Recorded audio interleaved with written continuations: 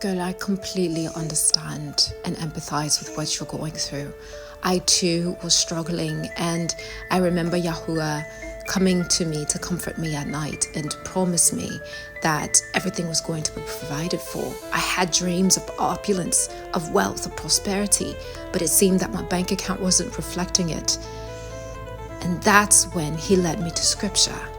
We should read together. We should go revisit the 4 lepers who were used by Yahuwah to totally and completely change the economic status of Israel.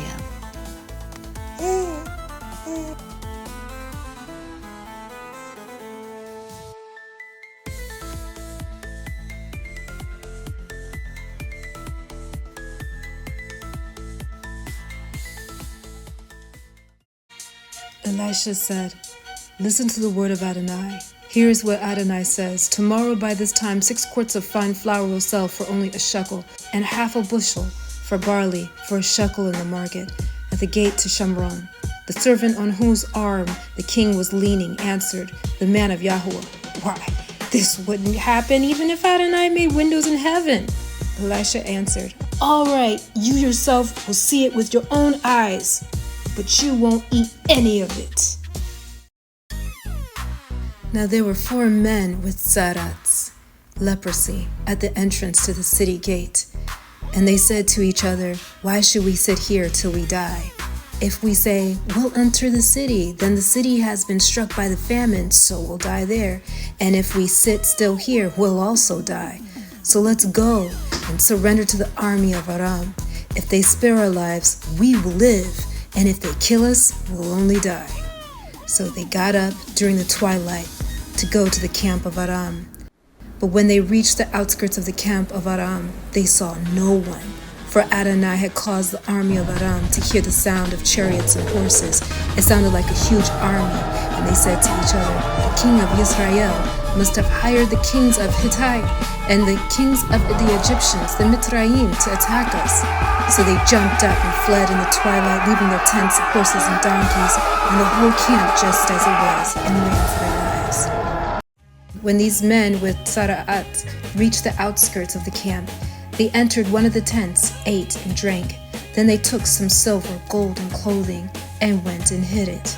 Next they returned and entered another tent. They took stuff from there too, and went and hid it. But finally they said to each other, "What are we doing? It is wrong. At a time of good news like this, we shouldn't keep it to ourselves. If we wait even until morning, we will only earn punishment. So come on, let's go and tell the king's household." So they came and shouted to the gatekeepers of the city and told them the news. "We went to the camp of Aram, and no one was there. No human voice, just the horses and donkeys tied up, and the tents left in place." The gatekeepers called and told it to the king's household inside. Then the king got up in the night. He said to his servants, "I'll tell you what Aram has done to us. They know that we're hungry, so they've gone outside the camp and hidden in the countryside, saying, 'When they come out of the city, we'll take them alive and then get inside the city.'" One of the servants suggested, "Well, I recommend letting some men take 5 of the remaining horses that are left in the city. They're like everything else in Israel that remains, like everything else in Israel practically finished, and we'll send and see." So they took 2 chariots with horses, and the king sent after the army of Aram, saying, "Go and see." They went after them all the way to the Jordan River, and found the entire distance strewn with clothing and other articles Aram had thrown away in their haste. The messengers returned and told the king.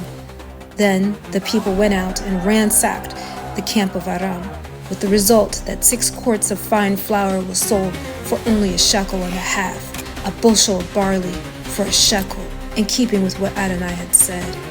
The Melech put the servant on whose arm he leaned in charge of the gate, and the people trampled him down in the gateway so that he died, as the man of Yahuwah had said he would, who spoke when the king came to him.